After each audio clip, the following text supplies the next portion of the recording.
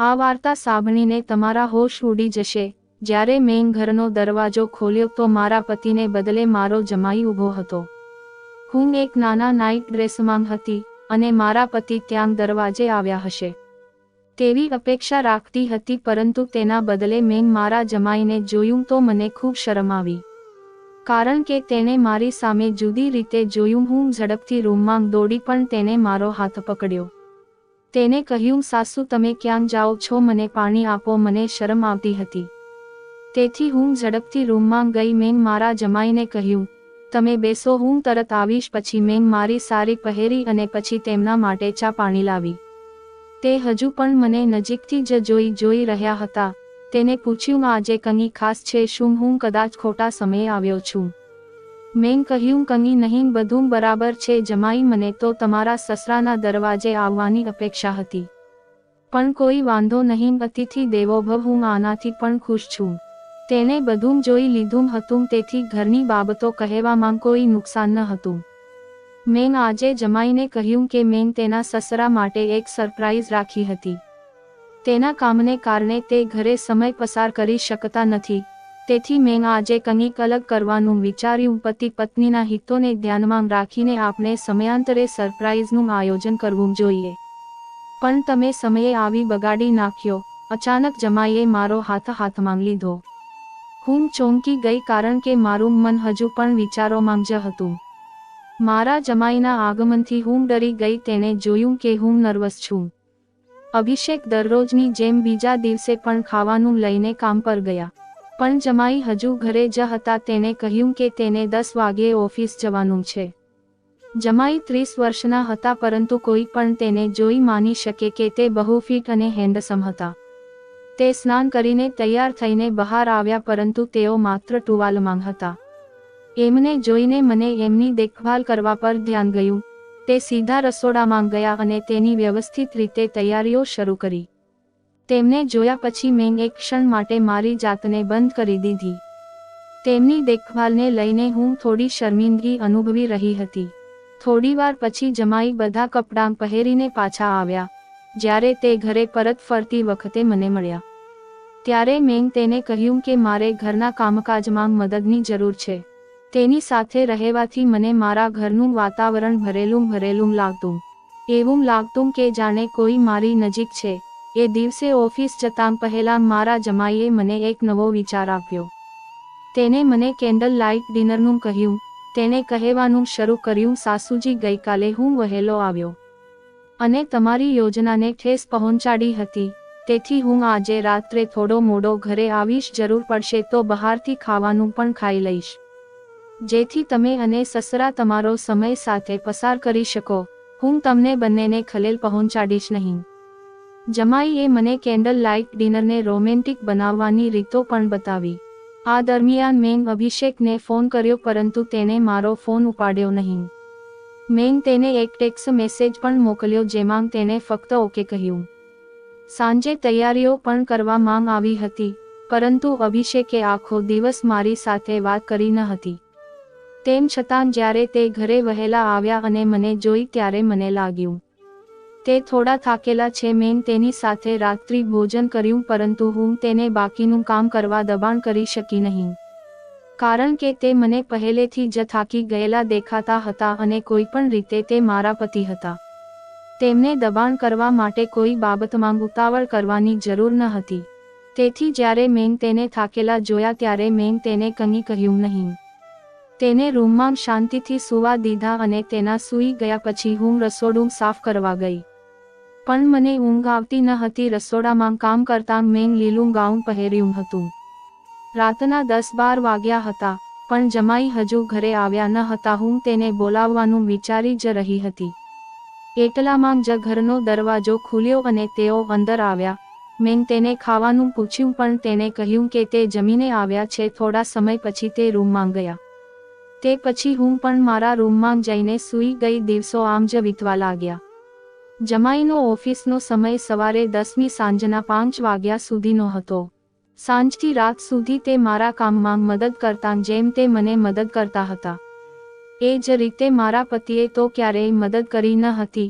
મારી દીકરીના લગ્ન જમાઈ સાથે થયા તે તો ઘણી નસીબવાળી હતી, અને તેમાં કોઈ શંકા ન હતી કારણ કે તે દરેક બાબતમાં સંપૂર્ણ હતું. એક રાત્રે હું અમારા રૂમમાં અભિષેકના કપડાં જોઈ રહી હતી. પછી મને તેના પેન્ટના કિસ્સામાંથી મુંબઈની ટિકિટ મળી. મેં તેને પૂછ્યું કે આ તમારી કઈ મહત્વની ટિકિટ છે? તો તેણે કહ્યું, થોડા દિવસો માટે મારે મુંબઈ જવું પડશે. મને આ ટિકિટ ઓફિસમાંથી મળી છે. ઓફિસમાં પાર્ટીનું આયોજન છે અને હું મુંબઈ જઈ રહ્યો છું. પાર્ટી વિશે સાંભળ્યા પછી મને લાગ્યું કે અભિષેક મને પણ સાથે લઈ જશે. મેં તેને કહ્યું કે પાર્ટી છે તો અમારે ક્યારે જવું પડશે? તેણે જવાબ આપ્યો, અમારે. તું શું કહે છે? મેં કહ્યું, અભિષેક પાર્ટી છે તો તમે મને પણ સાથે લઈ જાઓ. અભિષેકે કહ્યું, પાર્ટી ઓફિસના લોકો માટે છે, ત્યાં કોઈ પરિવાર પાર્ટી નથી, તેથી હું તને લઈ જઈ શકતો નથી. સપના જોવાનું બંધ કરો. મેં મારા ઓફિસના મિત્રો સાથે પાર્ટીમાં જવાનું નક્કી કર્યું છે. આ વિશે જણાવતા જ અભિષેકે મારી ખુશી એક જ ક્ષણમાં ઘટાડી દીધી હતી. બીજા દિવસે તેને મુંબઈ જવાનું હતું અને 4 દિવસ માટે ત્યાં રહેવાનું હતું. જ્યારે તે ગયા તો હું મારા જમાઈ સાથે ઘરે એકલી હતી. તે સમયે મારા જમાઈના ઓફિસમાં પણ પાર્ટી હતી, જ્યાં તે મને સાથે લઈ ગયા. એક મારો પતિ હતો જે મને ક્યાંય લઈ જવા તૈયાર ન હતો. બીજી બાજુ મારો જમાઈ હતો જે મારી દરેક ઈચ્છા પૂરી કરતો હતો અને મને તેની પાર્ટીમાં ખૂબ જ સારો અનુભવ કરાવતો હતો. તે પાર્ટીમાં તે મને તેની સાથે એવી રીતે ફેરવતો હતો જાણે કે હું તેની ગર્લફ્રેન્ડ હોઉં. પાર્ટી શરૂ થાય તે પહેલાં એક એવોર્ડ ફંક્શન પણ હતું, જેમાં જમાઈને બેસ્ટ પરફોર્મન્સનો એવોર્ડ મળ્યો હતો અને એવોર્ડ સ્વીકારતી વખતે તેઓ મને તેમની સાથે સ્ટેજ પર લઈ ગયા હતા. તે રાત્રે પાર્ટીમાંથી ઘરે પરત ફરતી વખતે મેં તેને પૂછ્યું, જમાઈજી, તમે મને પાર્ટીમાં કેમ લઈ ગયા? તો તેને મને કહ્યું, સાસુ, તમે ઘણું વિચારો છો. પાર્ટી ફક્ત કર્મચારીઓ માટે નથી હોતી, આપણે આપણા પરિવારને પણ સાથે લઈ જવું જોઈએ. હું તેનો જવાબ સમજી ગઈ. જ્યારે હું મારા રૂમમાં કપડાં બદલી રહી હતી ત્યારે મારા ડ્રેસનું હુક ખુલતું ન હતું. અભિષેક પણ ઘરે ન હતા, તેથી હું કોની મદદ માંગું? હું આ વિચારી રહી હતી જ્યારે મારા જમાઈ મને મદદ કરવા મારા રૂમમાં આવ્યા. તેમણે મારું હુક ખોલી દીધું અને બહાર ચાલ્યા ગયા. થોડીવાર પછી હું બહાર આવી અને પૂછ્યું કે શું તકલીફ છે? તો તે હસતાં હસતાં બોલ્યા, સાસુજી, એક તો ગરમી, ઉપરથી મારું રૂમનું એસી પણ બંધ છે. હવે આખી રાત તું કેવી રીતે સૂઈશ? ઘરમાં 2 જ રૂમમાં એસી હતા, એક મારા અને એક ગેસ્ટ રૂમ, અને જમાઈ ગેસ્ટ રૂમમાં સૂતા હતા. જ્યારે મને ખબર પડી કે તેના રૂમનું એસી બંધ થઈ ગયું, તેથી મારે તેને મારા રૂમમાં સૂવાનું કહેવું પડ્યું. તે રાત્રે મારા જમાઈ મારા રૂમમાં મારા પલંગ પર સૂતા હતા અને તેમણે અભિષેકની જગ્યા લઈ લીધી હતી. હું આખી રાત સૂઈ શકી નહીં અને ખૂબ જ અસ્વસ્થતા અનુભવી રહી હતી. બીજા દિવસે મારા જમાઈની રજા હતી અને ઘરનું રાશન પણ પૂરું થઈ ગયું હતું. મને કરિયાણું ખરીદવા બહાર જવાનું હતું, પણ અભિષેક પૈસા આપ્યા ન હતા. જ્યારે મેં રસોઈ બનાવવાનું વિચાર્યું ત્યારે એક વસ્તુ રાશનમાં સામેલ હતી અને બીજી પૂરી થઈ ગઈ હતી. મારી પાસે પૈસા પણ બચ્યા ન હતા. હું અભિષેકને ફોન કરવા લાગી ત્યારે મારા જમાઈએ મને અટકાવી. તેણે કહ્યું, હવે હું પણ આ ઘરનો સભ્ય છું. હું આજે જ આ મહિનાનું રાશન ભરી આપીશ અને આપણે બહાર જ ખાઈશું. મેં તેની વિનંતી સ્વીકારી અને થોડીવાર પછી અમે તૈયાર થઈને બહાર જવા લાગ્યા. સૌપ્રથમ તો જમાઈ મને જમવા માટે એક હોટેલમાં લઈ ગયા અને જમ્યા પછી અમે શોપિંગ માટે મોલમાં ગયા. મોલમાં મને જે ગમ્યું જમાઈએ મને અપાવ્યું. રાશન સિવાય મેં મારા માટે ઘણી ખરીદી કરી હતી, જેના પૈસા જમાઈજીએ આપ્યા હતા. જો અભિષેક હોત તો મેં રાશન કરતાં કંઈક વધારે લીધું હોત તો મારા પર ગુસ્સો કરત, પણ મારા જમાઈએ એક શબ્દ પણ ન બોલ્યો. તેણે મને જે જોઈતું હતું તે અપાવ્યું. તેના વર્તનથી ક્યારેક એવું લાગતું કે જાણે તે મારું દિલ જીતવાનો પ્રયત્ન કરી રહ્યો હોય. તે રાત્રે મેં મોલમાંથી ખરીદેલો નાઇટ ડ્રેસ પહેર્યો હતો અને એ ડ્રેસમાં જોઈને મારા જમાઈએ મારી સામે જોઈને કહ્યું, સાસુજી, તમે તો બહુ સુંદર લાગી રહ્યા છો. તે રાત હતી. તે મારી સાથે મારા રૂમમાં સૂતા હતા. અડધી રાતે અજાણતા મેં મારી જગ્યા બદલી અને તેને ચીપકીને સૂઈ ગઈ અને સવારે જ્યારે મારી આંખ ખુલી ત્યારે હું તેની ખૂબ જ નજીક હતી. તેથી તરત જ હું ઊભી થઈ અને ચાલી ગઈ અને મારું કામ કરવા લાગી. આજે પણ તેને રજા લઈ લીધી. નાસ્તો કર્યા પછી મેં રસોડામાં વાસણો સાફ કરવાનું શરૂ કર્યું. અચાનક તે મારી પાછળ આવ્યા અને મારા પેટમાં ચૂટકી ભરી. તેના સ્પર્શને કારણે હું પડી ગઈ અને મારું સંતુલન ગુમાવી દીધું, જેના કારણે હું તેની ઉપર પડી હતી. અમે બંને એકબીજાની ખૂબ નજીક હતા અને મારા હાથનું ફીણ તેના ચહેરા પર આવી ગયું. આ જોઈને હું હસવા લાગી અને તે પણ હસ્યા. મેં તેને પૂછ્યું કે ચૂટકી કેમ ભરી. તેણે કહ્યું, તમારા પેટ પર કીડી હતી. મેં તેને દૂર કરવાનો પ્રયાસ કર્યો હતો. પછી તેણે અમારા હાથમાંથી ફીણ તેના ચહેરા પર લગાવી અને અમે બંને હસવા લાગ્યા. ધીમે ધીમે તેને મને પાછળથી ગળે લગાડી અને અમારી વચ્ચેની મર્યાદા અમે ભૂલવા લાગ્યા. જો કંઈક ખોટું થાય એ પહેલા અમે બંને ચાલ્યા ગયા, પણ તેમની યાદો મારા મનમાં રહેતી. મને લાગ્યું કે તે મારી સંભાળ લઈ રહ્યા છે. જ્યારે મારા પતિ ઘણીવાર મારી અવગણના કરે છે, તે તો મારા પતિ કરતાં સારા અને સ્માર્ટ હતા. તેણે મને કહ્યું કે સ્ત્રીને કેવી રીતે ખુશ રાખવી તે આ વાત સારી રીતે જાણતા હતા. મારા પતિ રાત્રે ઘરે આવવાની શક્યતા હતી, પરંતુ તે 8 વાગ્યે જ આવી ગયા હતા. સૂતા પહેલાં મેં નવો નાઇટી ડ્રેસ પહેર્યો હતો, જેને જોઈને મારા પતિએ મને પૂછ્યું કે આ ડ્રેસ ક્યાંથી આવ્યો. મેં તેને કહ્યું ન હતું કે તેના જમાઈએ મને તે ડ્રેસ આપ્યો હતો. મેં કહ્યું કે મારી પાસે થોડા પૈસા બચ્યા હતા, તેથી મેં ડ્રેસ ખરીદી અને અભિષેક મારી સામે શંકાસ્પદ નજરે જોવા લાગ્યો. પણ હવે મને તેની આંખોની બિલકુલ પરવાહ ન હતી. બસ મારા જમાઈને મારી ચિંતા હતી અને તેણે મારી લાગણીઓને માન આપ્યું. હું સમજી ગઈ કે ફક્ત તે જ મને ફૂલની જેમ સંભાળી શકે છે. હવે આ ફૂલની સુગંધ તેની સંભાળ નાખનાર વ્યક્તિની આસપાસ જ જવી જોઈએ. હવે હું સમજી ગઈ હતી. તે દિવસે હું અભિષેકથી થોડી દૂર હતી. બીજા દિવસે અભિષેક અને જમાઈ પોતપોતાના સમયે ઓફિસે ગયા. આજે પણ રસોડામાં કામ કરતી વખતે મારા મનમાં મારા જમાઈનો વિચાર આવતો હતો. મને લાગ્યું કે મારા જમાઈ પાસે જઈને હું અભિષેક સાથે દગો કરી રહી છું. તેથી મેં બંનેની પરીક્ષા કરવાનું નક્કી કર્યું. મેં જમાઈ અને અભિષેકને મેસેજ કર્યો કે મારી તબિયત બહુ ખરાબ થઈ ગઈ છે. ઘરનો દરવાજો ખુલ્લો મૂકીને હું મારા રૂમમાં ગઈ. મેસેજ કર્યાની 10-15 મિનિટ પછી જમાઈ ઘરે આવ્યા. ઘરે આવતાની સાથે જ તે મારા રૂમમાં આવ્યા અને મારી હાલત તપાસવા લાગ્યા. તેમના ચહેરા પર મારા માટે ચિંતા સ્પષ્ટ દેખાતી હતી. તે મને તપાસતા હતા ત્યારે હું હસી. મને હસતી જોઈને જમાઈ કહ્યું, આ મજાક કરવાનો સમય નથી. તમે અસ્વસ્થ છો. આ મેસેજ વાંચીને હું ખૂબ ડરી ગયો હતો કે તમને શું થયું છે, મને બરાબર કહો. પછી મેં મારા જમાઈનો હાથ પકડીને મારી પાસે બેસાડીને કહ્યું, મને કંઈ થયું નથી. હું એકદમ ઠીક છું. ફક્ત તમારી અને અભિષેકની સંભાળમાં તફાવત જોઈ રહી હતી. તમે આ પરીક્ષા પાસ કરી ગયા છો. મારી વાત જમાઈ સમજી ગયા હતા.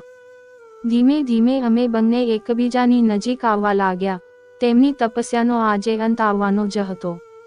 અમે બંને એકબીજાની એટલા નજીક હતા કે થોડી જ વારમાં અમે અમારા પ્રેમની પળોને માણવાના જ હતા.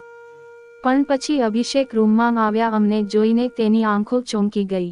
તે મારી નજીક આવ્યા અને મારા જમાઈને મારી પાસેથી દૂર કર્યા અને મને કહ્યું કે આ શું થઈ રહ્યું છે. તમે તમારા જમાઈ સાથે આ બધું કેવી રીતે કરી શકો? તમે મારા વિશે એકવાર પણ વિચાર્યું નથી. મેં જવાબ આપ્યો, ના, મેં તમારા વિશે એકવાર પણ વિચાર્યું નથી. જ્યારે તમે તમારી ગાયત્રી સાથે હો ત્યારે શું તમે તમારી પત્ની વિશે એકવાર પણ વિચારો છો? મારી તબિયત ખરાબ હોવાનું મેસેજ કરીને પણ તમે ઘરે આવ્યા નથી. મને ખબર હતી તમે નહીં આવો, એટલે જ મેં જાણી જોઈને તમને મારો અને મારા જમાઈનો એક સાથે સેલ્ફી ફોટો મોકલ્યો છે. મેં તમને મોકલેલા સંદેશમાં મેં ખૂબ કાળજી સાથે લખ્યું હતું કે હું તેની સાથે સંબંધ સ્થાપિત કરવાનો પ્રયાસ કરી રહી છું. કોઈ પણ રીતે તમે શંકા કરવામાં નિષ્ણાત છો, પરંતુ તમારે ફક્ત ત્યારે જ શંકા કરવી જોઈએ જ્યારે તમારું પોતાનું પાત્ર સ્વચ્છ હોય. જો તમને લાગતું હોય કે તમે સાચા છો તો મારા અને મારા જમાઈ વચ્ચેનો સંબંધ પણ સાચો છે. મને આમાં કંઈ ખોટું દેખાતું નથી. બકવાસ બંધ કરો. કોણ ગાયત્રી? અભિષેકનું નાટક શરૂ થઈ ગયું હતું ત્યારે મેં તેને તેના અને તેની ગર્લફ્રેન્ડનો ફોટો બતાવ્યો. હું તેના વિશેની બધી સત્યતા પહેલેથી જ જાણતી હતી.